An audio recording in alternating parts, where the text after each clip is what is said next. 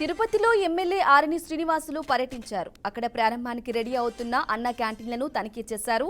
అన్న క్యాంటీన్లలో ఏర్పాటు చేసిన సదుపాయాలను పరిశీలించారు.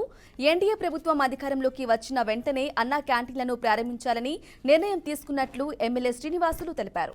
గతంలో టీడీపీ ప్రభుత్వం ప్రారంభించిన పథకాలను జగన్ రద్దు చేసి పేదల పొట్ట కొట్టారని ఆగ్రహం వ్యక్తం చేశారు.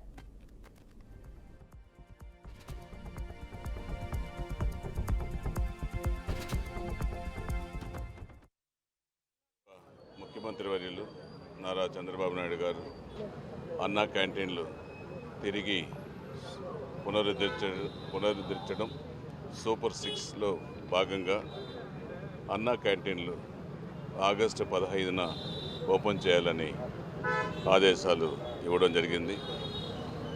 అందులో పేదవాళ్ళ ఆకలి తీర్చడానికోసం అన్నా క్యాంటీన్లు అప్పటి ముఖ్యమంత్రి నారా చంద్రబాబు నాయుడు గారు ప్రవేశపెట్టడం జరిగింది.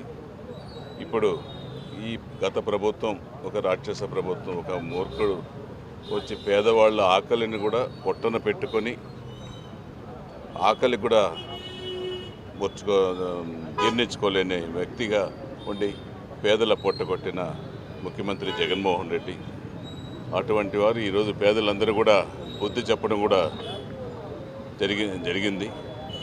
ఈరోజు తిరిగి ప్రభుత్వం వచ్చిన వెంటనే సూపర్ 6లో భాగంగా అన్నా క్యాంటీన్లు కూడా ఓపెన్ చేస్తామని ఆనాడు చెప్పడం జరిగింది. ఖచ్చితంగా కూడా ఈరోజు అన్నా క్యాంటీన్లు ఆగస్టు 15 నుంచి రాష్ట్ర వ్యాప్తంగా కూడా కొన్ని చోట్ల మొదలైంది.